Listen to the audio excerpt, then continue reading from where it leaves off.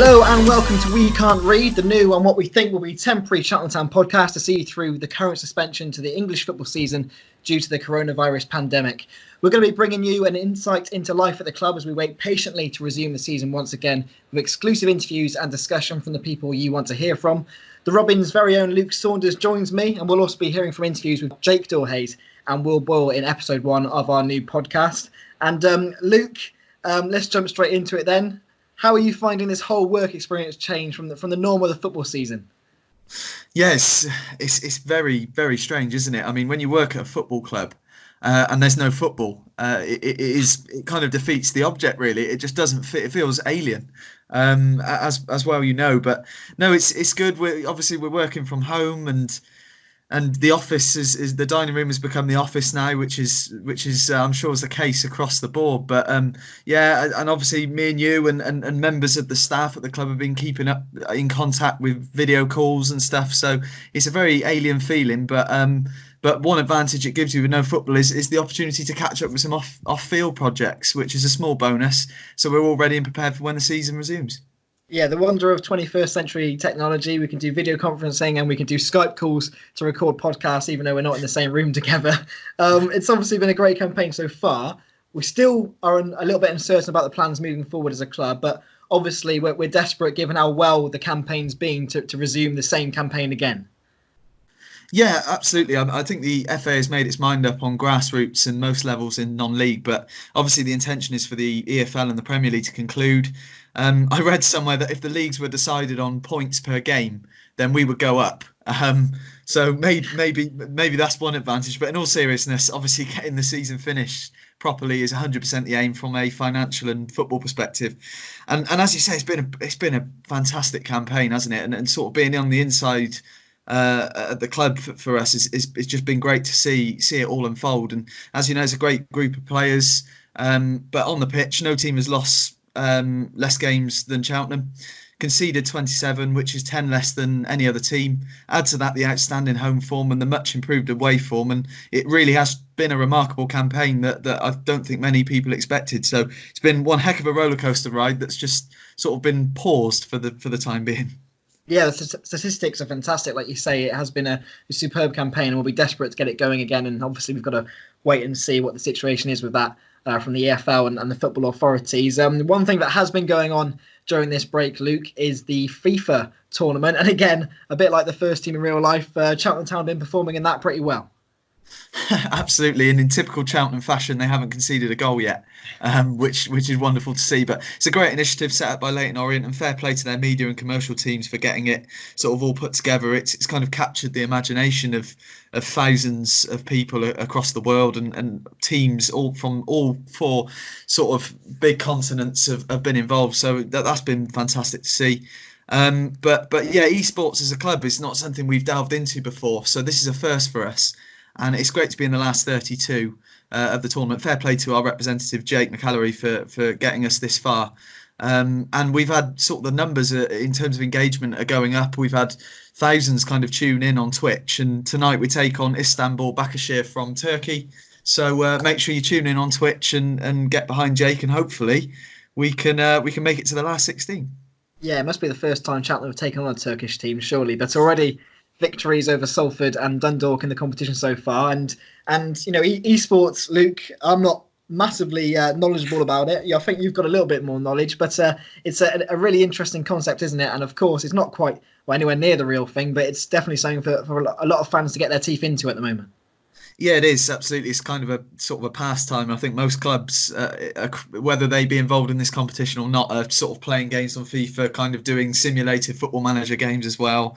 Because as supporters, most will have one or two of the games to play and will be involved in sort of playing esports in some way, shape or form. Certainly our younger fans. And there's this big craze of obviously FIFA 20 Ultimate Team and stuff. So there's going to be a lot of that going on at the moment. So it's very topical, which, yeah, it's great to see. Definitely. Well, let's hear now for the first time from one of our first interviews on our first podcast here on We Can't Read, the Cheltenham Town podcast. It's Jake Doyle-Hayes. I spoke to him earlier to discuss how he's finding life in isolation training and also preparing and looking ahead to the remainder of the campaign when it hopefully gets going. Have you been in contact with family back home, or have you even had the opportunity maybe to go back to Ireland? Yeah, I went back the day after we got told. I went back this Saturday and came back a week later, and my family came back with me, so we're all here in England together, so it's good, to have my family around me, especially when we have a lot of time off. And what sort of training are you doing on your own, when it's possible, Jake? I know you said you're about to go out for a run. I'm mainly doing running sessions. I'm doing a bit of boxing sessions to get a bit of a blow in. Also doing some weight sessions and stuff like that. And have you been able to communicate much with your teammates at all? Yeah, everyone's keeping in contact on the group chat and stuff like that, and I think everyone's sort of in the same position as me, sort of eager to get the season back up and running, because we're in a good position at the minute, and everyone's just trying to keep themselves in the fittest condition they can. Yeah, as obviously you're with Cheltenham on loan, have you had any contact with your parent club, Aston Villa, as well, with regards to all of this? Yeah, I spoke to a few people at Villa. They were just making sure that we had a programme to stick to, and they also sent me a programme as well. So I'm sort of doing a bit of both of the programmes, and that they're always keeping in touch. Yeah, so that's good. With regards to the football, obviously it's a frustrating stoppage right now, but it's been a pretty good first full season out on loan for you, hasn't it? Yeah, I'm delighted with how it went, to be honest. I think it's been really positive for me and for the team and for the club. So, I think we just need to build on what we've sort of started and finished the season strongly, and no one knows where that could take us. So, hopefully we can hit the ground running when we get back. What would you say has been the thing that you've learnt most from your spell at Cheltenham? Because the games come thick and fast. Sometimes you're playing Saturday, Tuesday. So the recovery in between that time is really important. Making sure you're eating well, making sure you're getting enough rest in, making sure you're working at the time you should be working. I think that's the main thing. Sort of trying to get recovered for the next game and being in the best condition you can, sort of to play in the next game. I can remember the day you first joined Cheltenham. Of course, you literally arrived when the team photo was happening a few days before the start of the season. How did the whole move to Cheltenham come about, and in terms of getting to the club?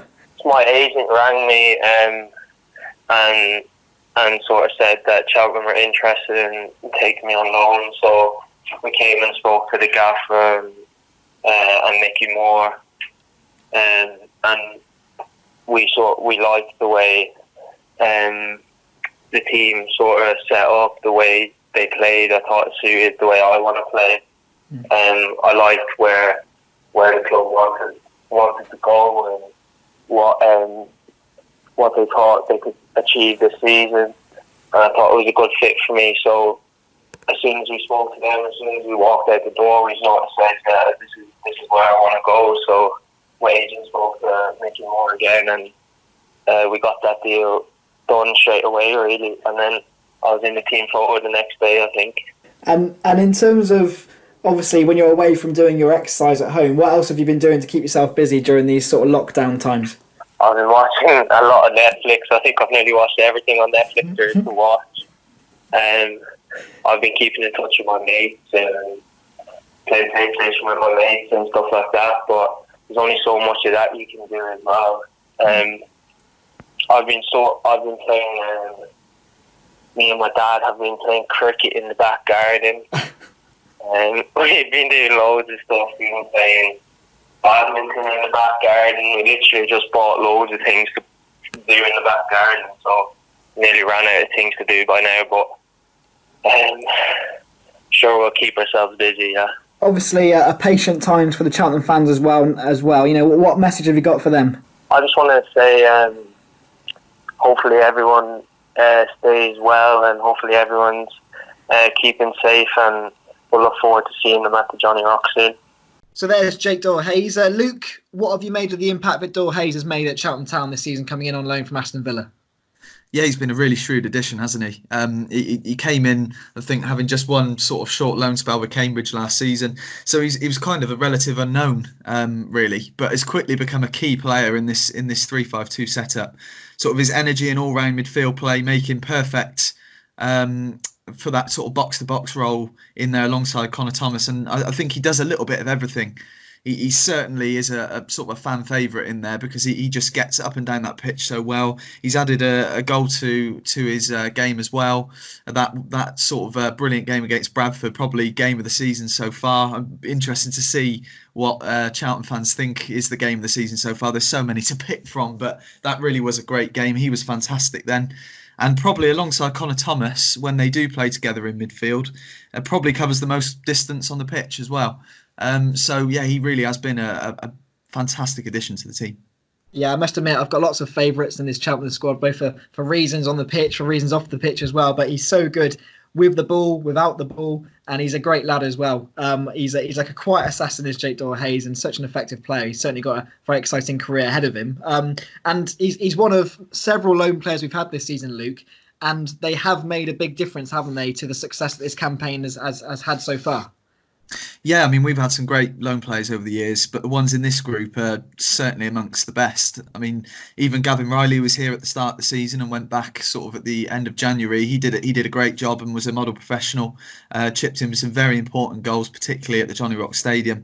Max Sheaf's a very tidy footballer, and we've started to see the best of him at the start of 2020.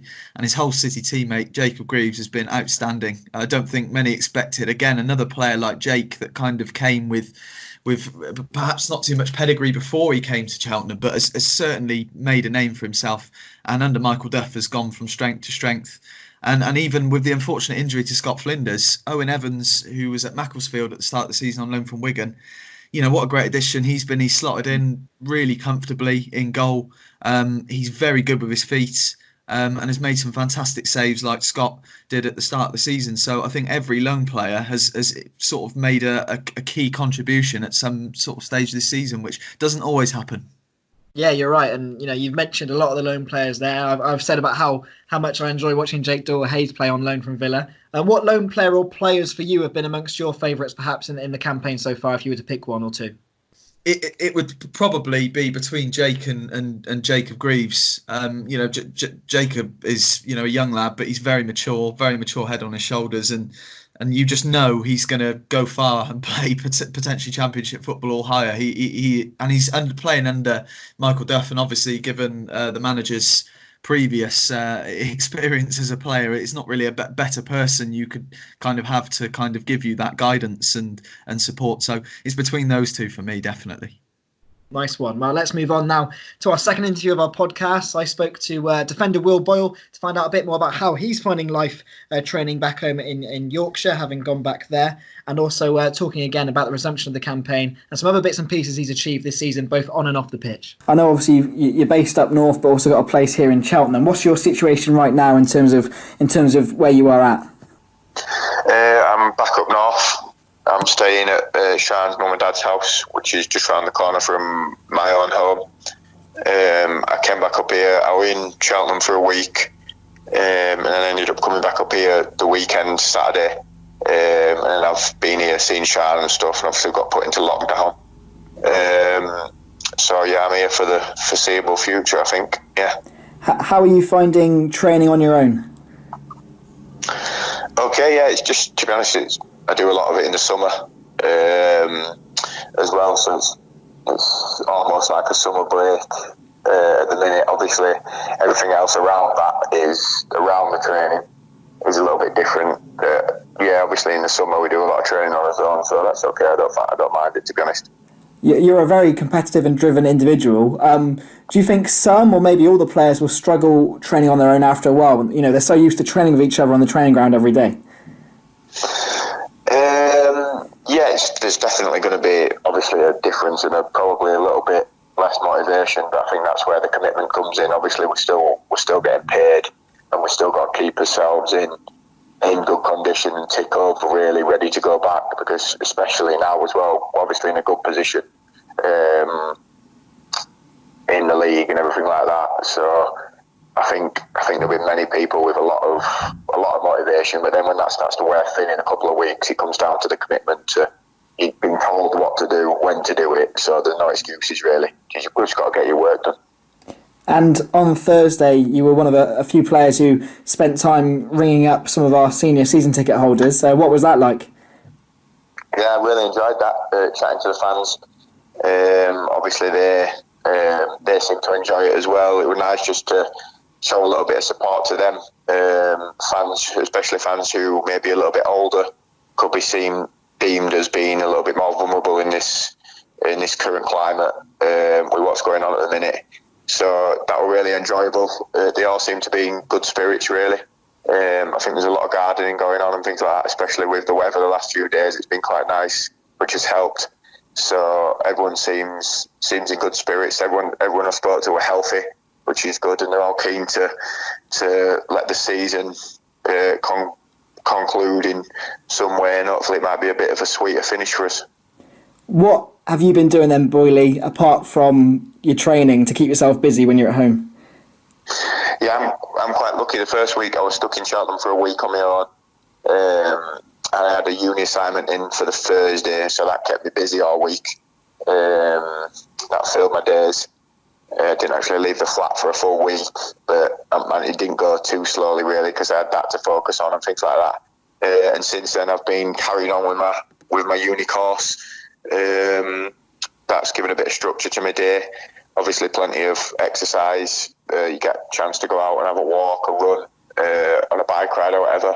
And then being here, it's quite a full household, so there's a lot to talk about and things like that. So it's been okay, to be honest. It's been nice to spend quite a lot of time with my girlfriend. Obviously, we're normally a long distance relationship, but now it's very short distance. So that's been quite a nice change so far, anyway. You mentioned your university work there. Of course, haven't played as much football as you would have liked this season, but it's been a big sort of season of personal development, because I know you also recently passed your UEFA B coaching badge. Yeah, I think every season, regardless of what's going on the pitch, obviously you can't control the team, you can't control if you're getting picked every week.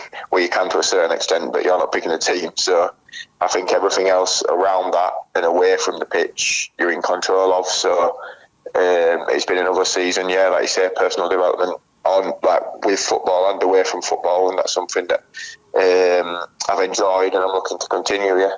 Yeah, have you found, obviously can't avoid what's happened right now, but incredibly frustrating, given that the team was doing so well and you personally had got back in the team and were doing outstandingly well as well?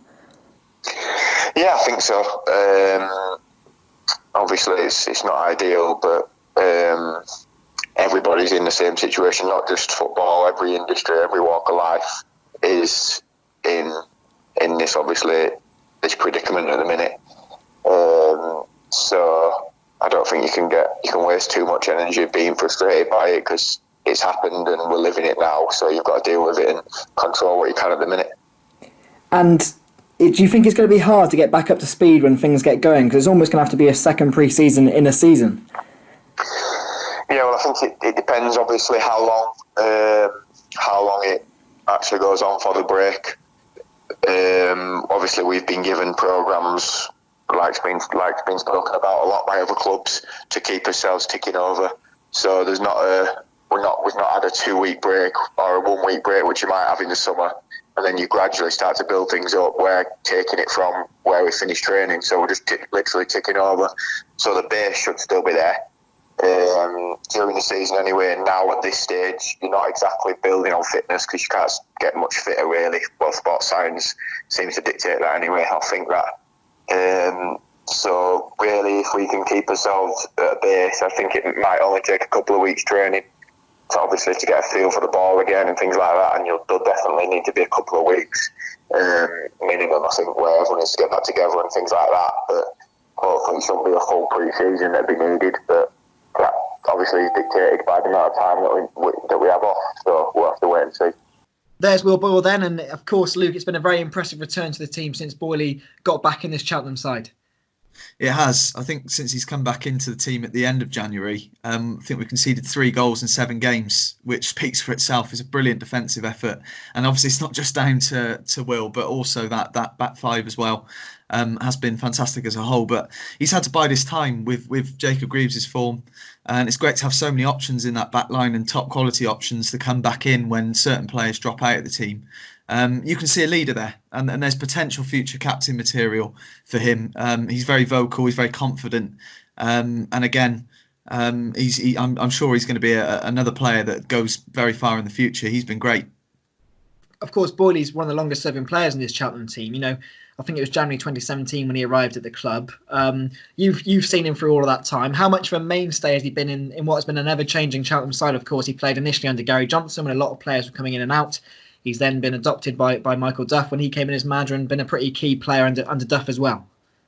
Definitely, I think that there's clear step-by-step improvement with him since he's been here. I mean, the one thing he's always brought is an aerial threat in both boxes. He's got a great goal-scoring record for a centre-back, and you're always looking for him from set pieces, from throw-ins to get on the end of something.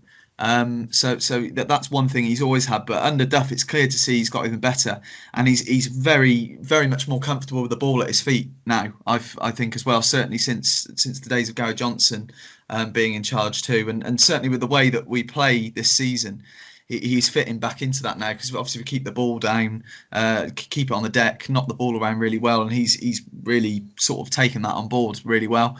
Off the pitch as well, Will is a great guy to work with. He's always happy to help. And in what is already a really good group, but he kind of organises our community and player visits, so he's a great asset all round. So he's someone that just offers something off the pitch as well, and from a staff perspective, that's a great kind of person to have around the place. Yeah, I think he won the Community Ambassador of the Year, didn't he, Will Boyle? And definitely much deserved. And you know, he's been one of a few players, Luke, including Luke Varney, and also Michael Duff himself as well, who've been calling some of our senior supporters to check in on their welfare during this coronavirus pandemic this week. And that's been quite a nice step for them and the football club to have made, to connect with the supporters in that way. Yeah, it is. It was great to see. Obviously, we can't kind of call everyone, but it was lovely to see so many of our older fans sort of appreciating the chat at a very difficult time for everyone at the minute. And, you know, mental health is a massively important topic all year round, but especially in these times with most people at the moment cooped up in their homes. We're a community club and we're all in this together, so it's really good to check up on each other. Yeah, 100%. A great message there, Luke. And hopefully this podcast as well, you know, will give fans another opportunity to tune in during the times where we're not actually, unfortunately, watching any football on the pitch, and to catch up and hear from some of the players who, again, they're not being able to see right now. But Luke, you know, like I said, everyone desperate to get the football going again. Obviously, we've got the FIFA game going tonight. We've got 1 or 2 other things coming as well, including some full match replays from some classic Cheltenham Town games coming up that the fans are going to be able to enjoy. But great to get the first podcast out of the way. We'll hopefully have another one soon. Like I said, hopefully a temporary podcast whilst we wait for the football to get going again. But Luke, thanks very much for your time, your insight. We'll be catching up with you again for the next podcast. But until next time, thanks so much for listening in. And we'll be back next time on the We Can't Read podcast here at Cheltenham Town. This is a vital update about coronavirus. To help save lives, stay at home. Anyone can spread coronavirus. You should now only go out when absolutely necessary for food, medicine, work, or exercise. Always try to stay 2 meters apart. Do not meet others outside your household, even friends and family. Stay home. Protect the NHS. Save lives.